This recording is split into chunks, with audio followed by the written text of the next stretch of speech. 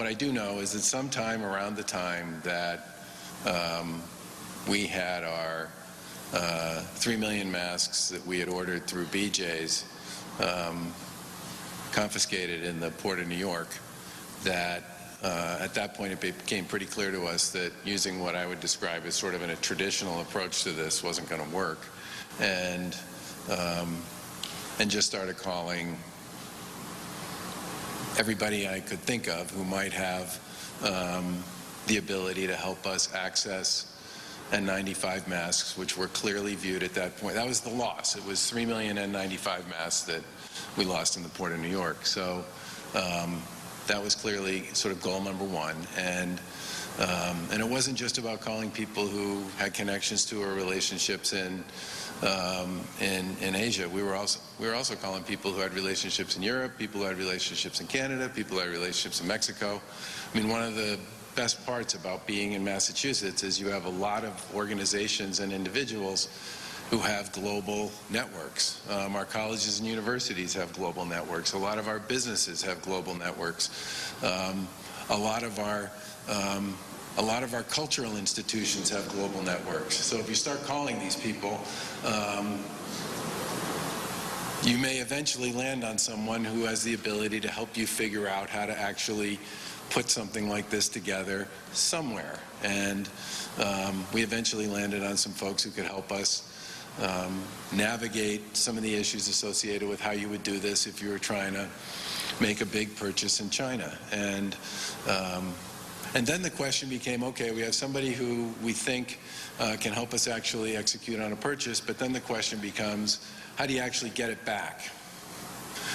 And I didn't want to go through the same exercise we'd gone through previously with the Port of New York, and so we concluded that the best way to make this happen would be if we could find a private trip that we could treat as a humanitarian mission.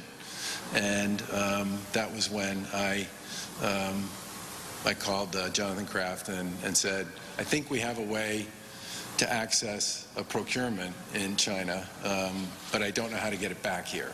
And we think pursuing this as a private humanitarian mission is a far better way to make this happen than trying to do it through sort of traditional commercial means. And along the way, as I said, Ambassador Wang was incredibly important to making this happen out of New York.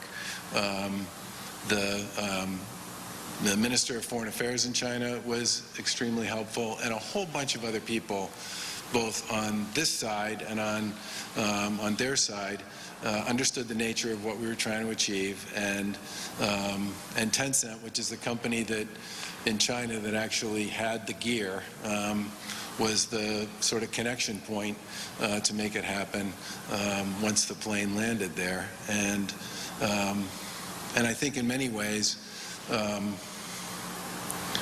I'm really grateful for everybody who is involved in this, because you combine that shipment with the machine that Secretary Sutter's talked about, and while we will never have enough gear, we are always going to be seeking gear. We have a huge pipeline of additional asks and potential orders and all the rest that's going to play out over the course of the next couple of months. This gives us the thing we have heard time and time again from first responders and emergency medical personnel and nurses and docs and everybody else on the healthcare side, which is N95 gear. And the fact that we'll be able to decontaminate it and use it on an extended basis using an FDA-approved machine that will be located right here in Massachusetts creates a shelf life for that equipment that wouldn't have been possible otherwise.